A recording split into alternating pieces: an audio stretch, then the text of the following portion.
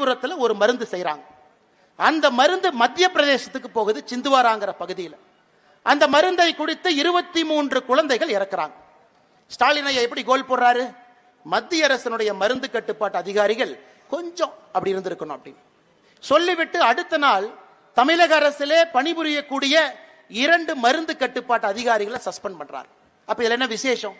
அந்த காஞ்சிபுரத்தில் இருக்கக்கூடிய மருந்து கம்பெனி கடந்த 4.5 ஆண்டுகள்ல ஒரு முறை கூட தமிழக அரசின் சார்பாக உள்ளே சென்று அதனுடைய குவாலிட்டியை செக் பண்ணல.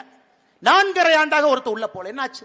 மத்திய பிரதேசல 23 குழந்தைகள் இருந்திருக்கின்றார்கள். ராஜஸ்தான்ல 3 குழந்தைகள், 26 பேர் இருந்திருக்கிறாங்க. ஏன்? ஆட்சி செய்யறதுக்கு முதலமைச்சருக்கு தெரிஞ்சா தானே ஒரு ரிவ்யூ மீட்டிங் எடுப்பாரு. முதலமைச்சருக்கு எப்படி ஆட்சி நடத்துவது என்று தெரிந்தால் மட்டும்தானே ஒரு IAS அதிகாரியை கேள்வி கேட்பார். அப்பதான் ரிவ்யூ மீட்டிங் நடக்கும். ரிவ்யூ மீட்டிங்கே நடக்க தெரியாத ஒரு முதலமைச்சர் வெறும் பொம்மை முதலமைச்சராக இருந்து கொண்டு அவருடைய குடும்பத்தினுடைய வளர்ச்சிக்காக மட்டும் பாடுபட்டு பெண்கள் சாவலாம், குழந்தைகள் சாவலாம், கள்ளச்சாராயம் குடிச்சு யாரு வேணாலும் சாகலாம், ரோட்ல நடந்து போகும்போது நாய் மாதிரி யாரு வேண்டுமானாலும் வந்து அருவாளை வச்சு வெட்டலாம், என்ன வேண்டுமானாலும் நடக்கலாம். ஆனா அவங்க குடும்ப பாதுகாப்பா இருக்கும். ஆனா இந்தியால மத்த ஊர்ல குழந்தைகளும் சாவலாம். அந்த அளவுக்கு இந்த ஆட்சி வந்திருக்கிறது.